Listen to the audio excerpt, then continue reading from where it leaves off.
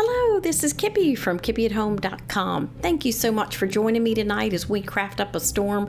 We've got some cute little projects here, and I have a playlist below because I've collaborated with some other creative YouTubers, and you don't want to miss their inspiration either.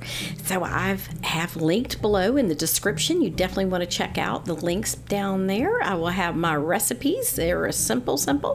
How to make this sign. There is a printout. You definitely want to grab that, and also my little pillows, and they are so simple. They are envelope style, and this little bunting I made, and you can just print out how to cut out those little bats and just clip them onto your bunting and make your little pom-poms. So simple, you're gonna love it. Let's get started. All right, we're going to get our little sign made. Something wicked sweet this way comes.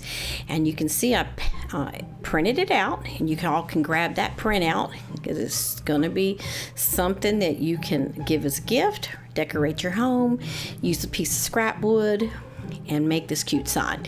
So I started out with printing it out, got a piece of wood cut to fit it, and I have all those instructions. You can look in the description below, and I'll give you everything you need to know. So here we go. I've given it a little extra sand on the top to make it smooth, and I'm using my little chalk paint, and I decided I would use kind of in the same color scheme that my pumpkin sign, and y'all can be looking for that coming up too, and the witch is in. So kind of a black and cream with a little bit of orange. So that's kind of what we're looking for here. So I chose the same exact paint as the other two signs, and it's an off-white, so it's more of a warm than a cool. So I paint the whole thing, and I actually gave it 2 coats and let it dry between there, but I used my little heat gun and got it dry in just a few minutes. Once I knew that my sign was completely dry to the touch, I could start working on my sign, and I decided to make it a little easier to get it transferred onto there, my design.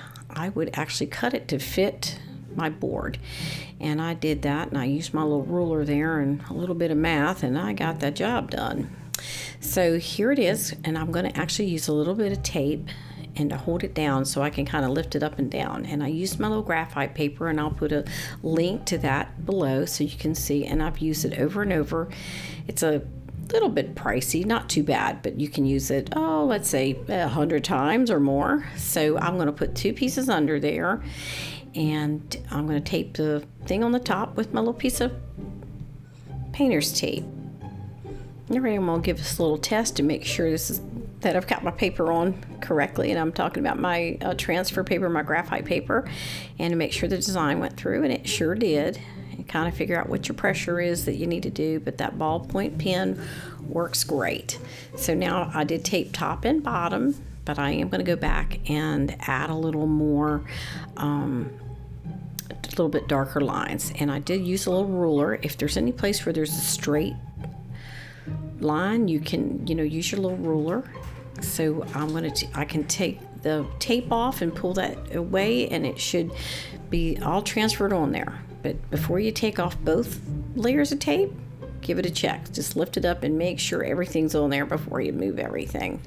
So just getting started, used a oil-based paint marker, and I will have the link for that below, so you can be sure to get that exact one. As you know, the results turned out perfect with it, and we've used this many times, so we know this is a good one. And this is a little tip. The first time I did this, I made this mistake, is if you want to make it look rustic, you can either use a dark wax over this whole project when it's finished, or if you want to sand it, you would like it sanded, like the edges and that, you want to sand it before you use this paint marker. This is oil base, and it doesn't take kindly to that. So that is my only tip I have on that, because this is so easy. Everything else works perfectly. So you want to let it dry. You don't want to rub your hands across it, and it's not going to dry as fast as chalk paint. So you want to start away from yourself and then work down, possibly, if you can. Now I'm going to add my favorite part, and that is the word sweet, which is a Ray Bradbury book, and it's sweet. It says something wicked this way comes, and I just decided I'd add sweet because it's going to be on my table with our cupcakes. So I wanted to use that same orange that I used in those other two signs, so they could be kind of a collection together, so I don't just all of a sudden start something different. So I'm using the same paint. I'm going to actually use a paintbrush to put that on because we couldn't find that in a marker that was close to that same color. So I have a whole bunch of these little paintbrushes, but they're just inexpensive paintbrushes, and I can put the link for those below as well. So I'm just going to fill them in, just going along the lines that I had transferred on there. Well, that was easy. That is so pretty. So now I'm going to do a little touch up here and there and let it dry. It just take a few minutes. And I made this frame to go around it. It actually doesn't even have to be framed, but this will be fun, showing you guys how to make a frame. So just simple wood frame, and I'll have the link below so you can learn how to do that as well, and it saves a lot of money. Framing is really pricey these days. So I used, even though it's not exact same wood, I used the handle of this paintbrush to try out two different colors of stain.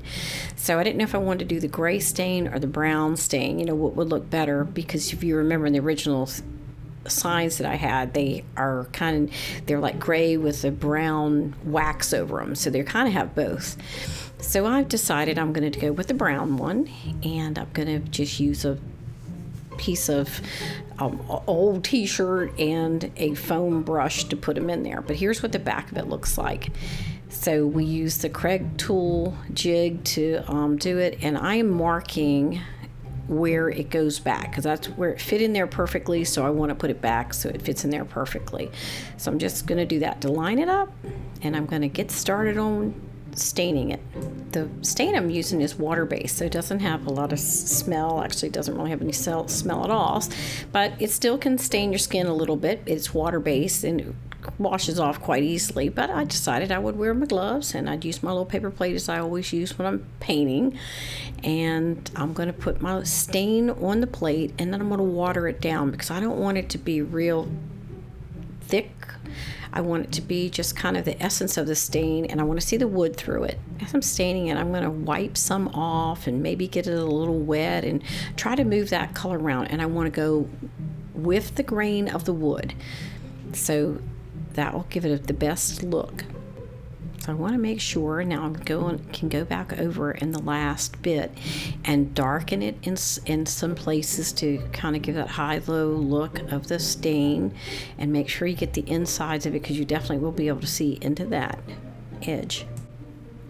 Another inexpensive craft idea is to make a tray, and all you're going to do is you're kind of making the same thing. If you want to do a frame, you can do a frame like this to put the tray in, but you'd actually have it turned the other way, and I'll show you how to do that. I used my little tray out of a piece of tile from a big box store, and all I did was glue the handles on, and it made the cutest little tray, and that's what my cupcakes are sitting on. So I don't have another piece of that tile, but I have this one, and it's quite attractive too, so I'm going to show y'all how I did it. So here's the frame, and this is out of a beautiful wood, and it's not stained or anything, but you can see how that looks. Now I actually did the reverse because it's really the same frame, but it's done reverse, so I could actually set the tile in it. You can see how that'd be, and you would have to glue it in there, and then you're just going to glue the handles on. Now, this is so pretty, I don't even know if I want to use it. Open up this little glue, and I can put the link below for that, and it definitely holds. It'll be on there for a long time. So I'm just eyeballing it and putting it on there, holding it for a moment because it'll start sliding around, and you can actually use a piece of painter's tape and hold that on too if it helps you to get it to glue in the exact spot. Then I go on to the next side and I do the exact same thing, and in a few minutes I will have a set up handled tray, perfect for entertaining. Here's the tray that I made, and I put these little things on the bottom, And I could put the link for that below too, and you can get those so it doesn't mar your furniture. The one that I put down in the wood frame could have it, but I definitely needed it on this one, ceramic. Now here's our frame for our little artwork, our saying, and I am showing you the back side of it because this is where I was going to line up that little arrow. Do you remember me making that little arrow? So I'm looking for it, and there we go. Now they're going to be lined up, so I'm going to sit it back in there. All right, this is like, you can see how cute this is going to be. I can't wait for Halloween. I'm actually going to put this out now. Why wait? So use my little stapler device, and I'll put a link for that so y'all can get this too and save yourself a ton of money making your own staples that you can put in for your frames. So you're just going to kind of angle it down in there, and it'll pop out a little tab, and those little tabs, you've seen them, you can bend them back and actually take this back out. So there goes my first one. So I'll put a few on each side, and I'll be ready to go. I can hang it up, but I think I'm going to actually lean this one. So however you want it, if you want to put little hangers on the back, that's great too. So I'm going to turn it, and I'll probably put, well, on the longer sides, maybe a few more. I'll put them on all four sides. All right, that was so much fun. I appreciate y'all joining me tonight, and you make sure that you make one of these cute little signs. If you don't want to paint it, you can certainly just print it out and do it any way you want. Grab those recipes, and I'll be showing you how to get that cute little piping on there, piping out that little icing, and we also filled it. I'll be showing you how to do that on a video too, but you can just find that in the link below and find those other YouTubers in there for our playlist, everything you want to know how to make for a cute little Halloween decor in your home.